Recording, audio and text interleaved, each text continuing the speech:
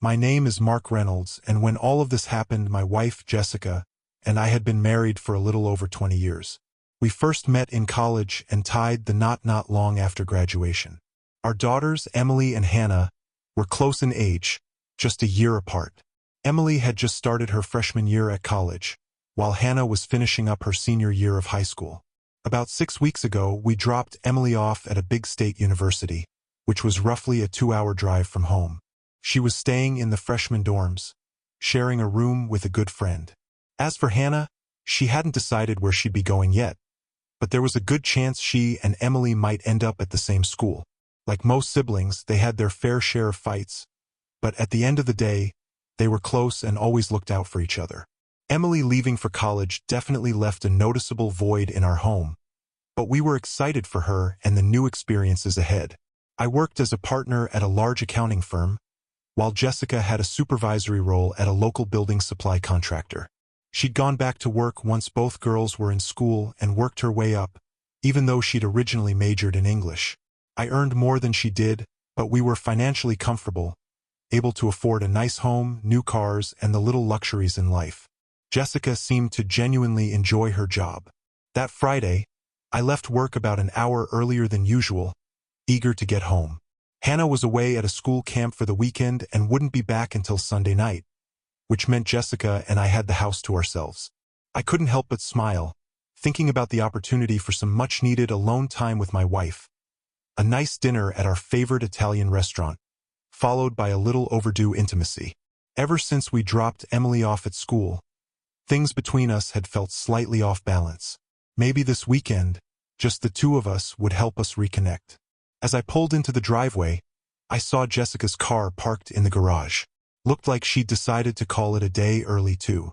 For a second, I wondered if she'd had the same idea. Maybe she was also looking forward to spending some quality time together. I figured I'd suggest dinner at the bistro to kick things off. But when I walked inside, I didn't see her in the kitchen, so I headed toward our bedroom to change and check if she was in there. As I made my way down the hall, I called out, "Honey, I'm home." "You in the bedroom?" From inside, her voice responded, "Yes, Mark, I'm in here." When I stepped into the room, I saw her seated at her vanity, carefully applying makeup. She was dressed up, wearing the little black dress she always looked amazing in, paired with the pearl necklace I'd given her last Christmas.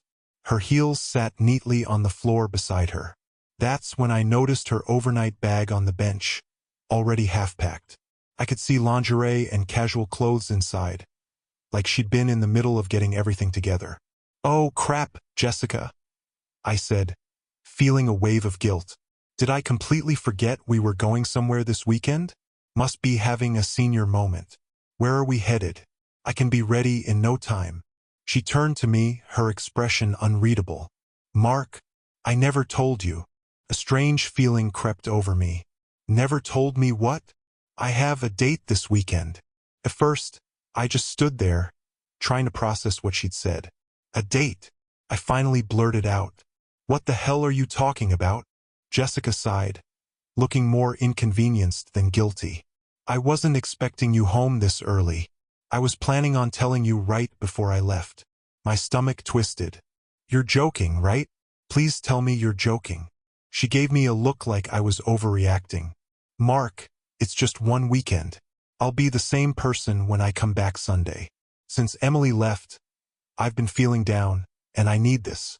Just one weekend, out of the hundreds we've spent together." I stared at her, struggling to believe what I was hearing. "How long has this been going on, Jessica? Who is he? Some scumbag who thought it was okay to ask a married woman for a weekend away?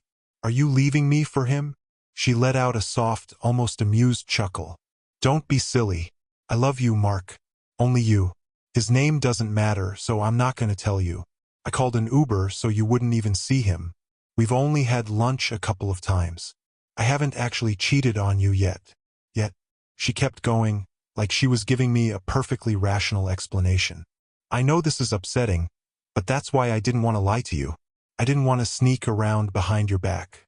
Honestly, I doubt I'll see him again after this. This is just something I need to do." I shook my head in disbelief. "Why? Why do you need to do this? Jessica hesitated for a moment, then admitted. Because he finds me attractive. He tells me I'm beautiful. He makes me feel wanted. And he's almost 10 years younger than me. A bitter laugh escaped me. So you're doing this to feel young again? Her expression softened, like she actually expected me to understand. Mark, I need this to feel alive. Can't you see that? I was hoping you'd be open-minded and let me have this weekend without being angry or holding a grudge. Just a weekend pass. I'll be back on Sunday, and I'll do everything I can to make you the happiest husband alive. Couldn't even respond. I just stood there, staring at my wife like she was a complete stranger. Then, from somewhere in the back of my mind, a thought surfaced. Something that might just turn this entire situation to my advantage. A small smile tugged at the corner of my lips. So let me get this straight, I said slowly. No matter what I say, you're dead set on going through with this? She huffed, clearly frustrated. You don't have to be so dramatic, Mark. There don't have to be consequences unless you make them. But yes, I've made up my mind. I need this weekend. It's not going to change anything between us. I'll come back Sunday, and everything will be the same as it was. I exhaled, shaking my head. All right, I muttered. So that's how it is. I'm guessing he fed you this nonsense about how spending an entire weekend with him wouldn't have any real consequences. But let me tell you something, he's lying. He's only saying that to get you into his bed. I'll give you until your Uber gets here to change your mind. After that, I'll go ahead and plan my own weekend without you. And one more thing, if you leave, I promise I won't follow you or do anything drastic. But you did agree to keep your phone on, so I can find you if I absolutely need to. You won't tell me who this guy is, and honestly, I don't care. But if something happens and I have to hear about it from the cops because he turns out to be some lunatic, that's going to be a problem. This is just about safety. Can you at least do that for my peace of mind? She studied my face for a few seconds, as if weighing whether or not she owed me that much. Fine, she finally said. I'll leave my phone on, so you can track me. But only if you promise not to follow me or interfere with my weekend. Deal? Deal? I said, though my stomach churned as the words left my mouth. But Jessica, you can still change your mind. We don't have to go through with this. We can fix this if we try. I paused, trying to keep my voice steady. A friend at work found a great therapist who really helped his marriage. Just tell this guy you changed your mind, and I'll book us a session. We can work through whatever this is. Jessica sighed like I was being completely unreasonable. Mark, we don't need therapy. I just need this one weekend. That's all. Why don't you just let me finish getting ready? She turned back to the mirror, dabbing at her face with a makeup sponge. On my way home from work, I picked up a gourmet meal for you. It's in the fridge. Just heat it up in the microwave. She checked her phone. I told him I'd meet him at 7, so I really need to hurry. I stood there, watching her touch up her eyeliner like she wasn't about to rip our marriage apart. For a moment, I considered heading to the den to make a phone call. But then I thought, hell, if she could run off for a weekend with some stranger, I could turn the tables on her. And honestly, I didn't give a damn what she thought about it. I pulled out my phone, scrolling through my contacts until I found the name I was looking for. As I put the phone to my ear, I caught Jessica glancing at me in the mirror, her curiosity piqued. She could only hear my side of the conversation, but that was enough. Hey, Rachel, I said when the call connected. A warm, familiar voice responded. Mark, wow, I haven't heard from you in ages. How have you been? Hearing Rachel's voice again felt strange. Good, but strange. I took a deep breath, memories flashing through my mind. Rachel and I had worked at the same accounting firm for years, though we didn't interact much anymore. When she first joined the firm about a decade ago, she had been assigned as my administrative assistant. Back then, I was just a senior associate still working my way up. She was exceptional at her job, and honestly, I owed a good chunk of my promotion to partner to her efficiency and support. She and her husband, Daniel, were about 5 years younger than Jessica and me. He was an ambitious executive, and they had waited to start a family until he was more established. They had one son, Ethan. Then, about 5 years ago, everything fell apart. Daniel had been driving home from a long day of meetings about a company merger when a commercial truck ran a red light and plowed straight into his car. He was killed instantly. Rachel was shattered. Ethan, just a little kid at the time, was left without a father. I did what I could. I helped her find a top-notch attorney who uncovered that the trucker had been drinking on the job. In the end, Rachel won a massive settlement from the trucking company for gross negligence. But in those months of grief and heartbreak, something happened between us. We realized we had a connection, one that neither of us had acknowledged before. Maybe it had been there all along, buried under our professional roles. For the first time in my life, I felt something different for a woman who wasn't my wife. But we knew better. I was married, and despite our growing feelings, I wasn't willing to break my vows. Rachel, to her credit, respected my marriage too much to let things go any further. So we made a decision. We stepped back, ended our friendship, both at work and outside of it, before anything inappropriate could happen. We refused to cross that line. Rachel stayed at the firm, but she took a position supporting a different accountant on another floor. Even though she didn't need to work after her settlement, she chose to stay. She loved the environment, the challenge of the job, and she didn't want any more major changes while she was still adjusting to life as a single mom. The last time I saw her, she had smiled softly and said, "Call me if your situation ever changes." At the time, I had laughed, promising her I would, but never in a million years did I think Jessica would be the one to shatter our marriage first. Now here I was. "Not great," I admitted, gripping the phone tighter. "Jessica just informed me that we apparently have an open marriage now. She's spending the weekend with another man, and she doesn't give a damn what I think about it." Silence. Then Rachel's voice, sharp with disbelief. "You're joking, Jessica? Are you serious?" "I wish I was." I swallowed hard. I thought we had a solid marriage, but I'm literally standing in our bedroom, watching her get ready for her date. "Maybe she'll be a good sport and confirm it for you." Jessica's eyes flicked to me in the mirror, her lips pressing into a thin line. "Jessica," I said, making sure my voice was loud enough for Rachel to hear, "would you care to confirm that you're planning to spend the weekend being intimate with another man?" Rachel doesn't believe me. Jessica turned on me, furious. "I am not going to do that," she snapped. "We don't have an open marriage, Mark. It's just one weekend. Why do you have to ruin everything?" I raised an eyebrow. "Ruin everything?" I repeated. She huffed, grabbing her phone. "You know what? Maybe I won't come back on Sunday, since you're being so ridiculous." Then, right in front of me, she pulled up the Uber app and requested her ride. I stared at her, feeling something inside me snap. Jessica had already made her choice, and now so had I.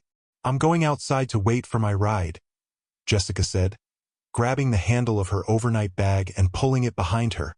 She stopped at the bedroom door just long enough to glance back at me. "Maybe try not to be so childish when I get back." With that, she marched out, her heels clicking against the hardwood floor as she headed for the front door.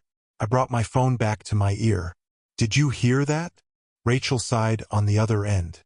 "Yeah, I heard every word. I still can't believe she's actually doing this to you. Are you sure she's having an affair? Do you even know who the guy is?" "No idea," I admitted, my jaw tightening. "She wouldn't tell me his name, just that he's married and has young kids. She insists this isn't an affair, that it's just a one-time thing. But honestly, I don't believe a damn word that comes out of her mouth anymore." "Oh my God, Mark," Rachel murmured. "This is unreal. I don't even know what to say. Did you just call to vent? Or is there something I can do for you?" I exhaled, rubbing my forehead. "Actually, I called because I remembered something. When we parted ways, I promised I'd reach out if my marital status ever changed. So, I guess I'm making good on that promise. Because after this, there's no way I can stay married to Jessica." There was a slight pause before Rachel spoke again. "Wow," she said softly. "I'm flattered, Mark." Then, almost hesitantly, she added, "Ethan's spending the weekend with Daniel's parents, and, well, I actually had a date lined up for tonight." My stomach dropped. "Oh, Rachel," I said, suddenly feeling like an idiot. I was so wrapped up in my own mess that I didn't even think. Of course, a beautiful woman like you would have plans. I didn't even know you were seeing someone. I'm happy for you. I'll let you go. She let out a short laugh. No, no, no, Mark. You've got it all wrong. I frowned. What do you mean? I was in a relationship for about a year, but I ended it months ago, she explained. He wanted to get married, but I didn't feel that spark. I wasn't about to settle down just to avoid being alone. I felt a flicker of hope. So, your date tonight? Rachel chuckled. A blind date, actually. My sister set it up. But I think I'll be canceling. I hesitated. Rachel, you don't have to do that because of me. She cut me off. I want to. I'll just tell him that a close friend got some really bad news, and I need to be there for them. She paused. It's not even a lie. I just won't mention that the friend is a man I used to fall asleep thinking about. My chest tightened. Wow. Really? Really? She said, her voice warm. I'd cancel in a heartbeat for you, Mark. She went on. Ethan and I moved a couple of years ago, bought a new house with some of the settlement money. The schools are much better here. Are you still in the same place? She asked. Yeah, we haven't moved, I confirmed. Then I'm only about 15 minutes away, she said. I'll text you my new address when we hang up. We made plans to meet in an hour.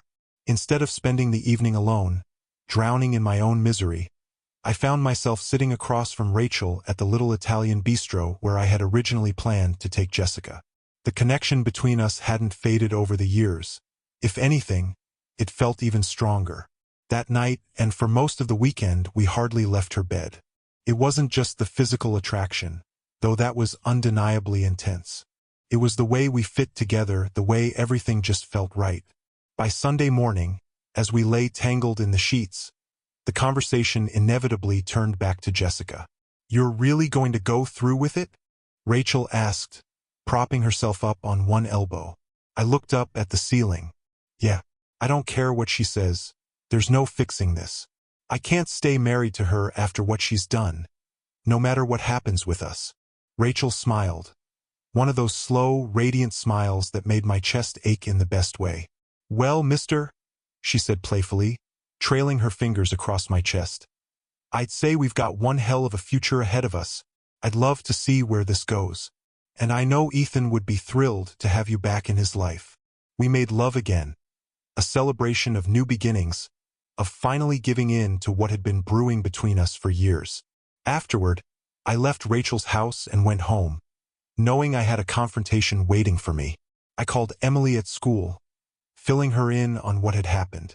She was devastated, understandably so. I told her not to call her mom or Hannah yet. I wanted to talk to them in person. Hannah was due back from her school trip that evening, and I planned to sit her down and tell her everything then. At around 2 p.m., I heard a car pull into the driveway. A moment later, Jessica strolled into the house, dragging her overnight bag behind her. She looked radiant, her face practically glowing with satisfaction. Hi, sweetheart, she said breezily, flashing me a smile. I knew you'd be home waiting for me. See? Nothing's changed. I'm still the same wife who left on Friday night. I said nothing, just watched her. I knew you'd love me enough to let me have one little weekend away, she continued. And you know what? I'm gonna make it up to you. You'll be the happiest husband alive. She took a step closer, low-hannig her voice. I've heard that reclaiming your wife can be really fun, she purred. If you want, I can slip into something special. You can have your way with me before Hannah gets home. I didn't say a word. I just glanced at my phone, propped up on the table, still recording every word she said. She hadn't noticed.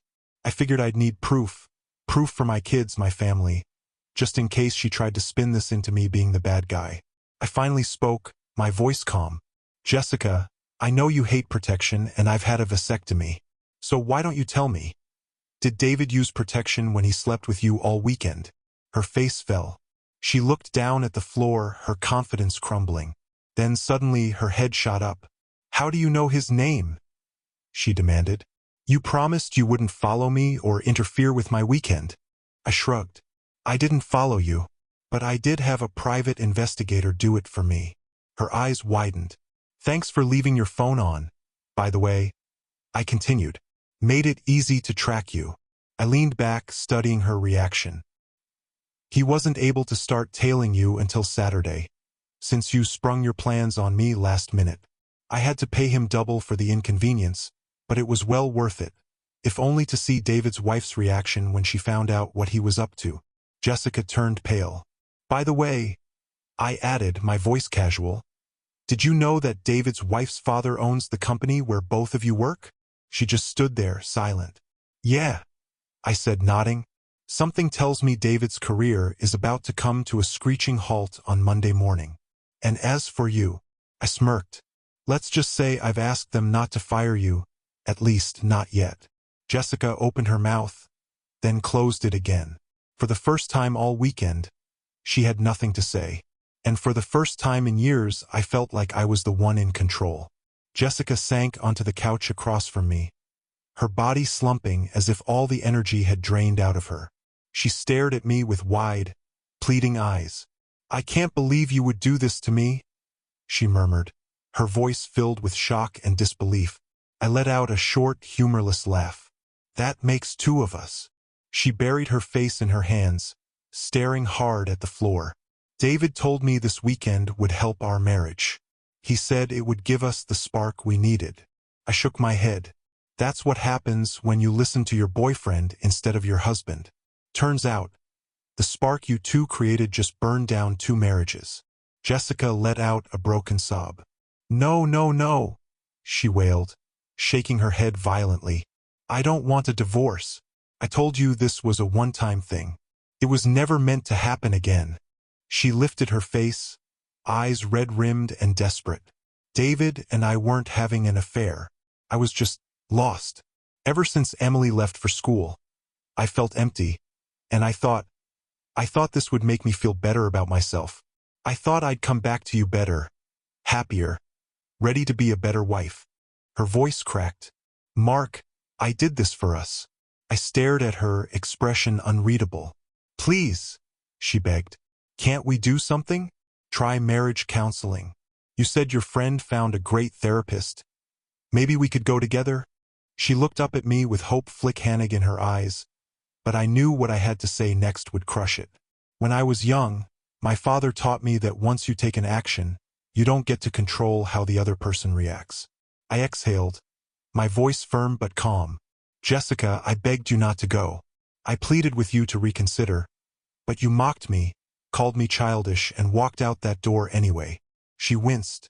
I have never felt so betrayed in my entire life, I continued. If you had called it off that night, if you had even considered what I was saying, we could have tried counseling. Maybe we could have figured out why you thought this was something you needed to do. I leaned forward, my elbows on my knees. You think I haven't been struggling since Emily left? You think I haven't felt off too? But unlike you, I didn't decide to fix that feeling by spending the weekend in someone else's bed. And I sure as hell didn't drop that bomb on you last minute the way you did to me. I shook my head.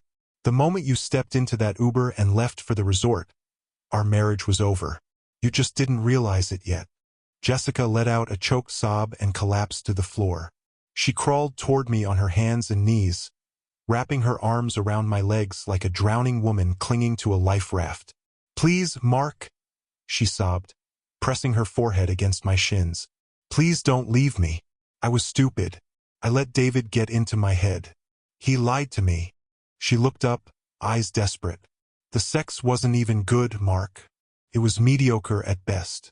He's nothing compared to you. I don't love him. I never did. It was a mistake. Please, we can fix this. We can rebuild our marriage and be stronger than before. I reached over, picked up my phone from the table, and ended the recording. Jessica, I said, my voice quiet but firm. I have a confession to make. She sniffled and looked up at me with wide eyes. What did you do? Then, suddenly, her face lit up with an almost manic kind of hope. Wait, did you see Rachel after I left? I said nothing. It's okay, Mark. she blurted out excitedly. We both took a weekend off from our marriage. That means we're even, right? I let out a slow breath. Yes, I did spend the weekend with Rachel, but it's more complicated than that. Her expression twisted in confusion. What do you mean? I met her gaze. After Daniel died, Rachel and I got close, but we never crossed the line. We felt something for each other, but we made the choice to end our friendship before it ever turned into something inappropriate. Jessica's breath hitched. I was happily married, Jessica. I respected my vows. And Rachel? She respected our marriage more than you did. Jessica let out a shudhanic breath, her hands gripping my legs tightly. Oh my God, she whispered. What have I done? I looked down at her, my expression unreadable. That makes two of us. Her body trembled as she clung to me, but I was already gone. Emotionally, mentally, completely. Rachel and I would have never reconnected, maybe never even spoken again, if you hadn't thrown our marriage in the trash. But you did. And because of that, we finally had the chance to be together. And now, I took a deep breath. We never want to be apart again. Jessica let out a strangled cry. I'll be filing for divorce next week. I continued, my tone measured. I could file under adultery, but I won't. I'll keep it simple, irreconcilable differences. And I'll be fair in the settlement. Jessica looked up at me with wet, red-rimmed eyes, her body shaking. I told Emily what happened. She deserves the truth. And tonight, I'll tell Hannah too. I sighed. If you don't try to turn this around on me, if you don't try to make me the bad guy, then I'll make sure the private investigator's report never sees the light of day. Jessica's lips parted like she wanted to argue, but she didn't. She knew the fight was already lost. That night, I sat down with Hannah and told her everything. She was devastated but mature beyond her years. She asked if we could try counseling, but she already knew, deep down, that it was too late. A few days later, I moved into an extended stay hotel, splitting my time between Rachel's place and making sure Hannah was okay. I offered Jessica a fair settlement. More than fair, really. She kept the house, received generous alimony, and had plenty to start over. To her credit, Jessica never tried to rewrite history. She didn't blame me for leaving. When people asked, she either told them we drifted apart, or, in rare moments of honesty, she admitted she had made the biggest mistake of her life. Rachel and I got married not long after the divorce was finalized. It was a small ceremony, just close friends and family. My daughters were there, smiling, supportive, happy for me. Rachel and I built a life together. One filled with love, laughter, and, eventually, 2 more children. Jack, named after Daniel, and Jackie, named after my mother. Ethan grew up to be a smart, athletic, kind young man. He and I became closer than I ever could have imagined. Now, nearly 10 years later, as I watched Emily dance at her wedding, my heart felt full in a way I never thought possible. I hadn't seen Jessica in over 6 years. She had remarried. I met her husband, Brian, at the rehearsal dinner. He seemed like a good man. At the reception, Jessica approached me. She asked me for one last dance. I glanced at Rachel. She smiled and gave me a small nod. As Jessica and I swayed to the music, she whispered, I never stopped loving you, Mark. I met her eyes, my voice soft but firm. Jessica, I forgive you, but Rachel is my future. She nodded, a single tear slipping down her cheek. I kissed her forehead gently, then took her hand and walked her back to our table, where Rachel and Brian were waiting. And as I looked at Rachel, my beautiful wife, I silently thanked fate for bringing us together, no matter how unconventional the path had been. Thank you for watching. Don't forget to subscribe and like.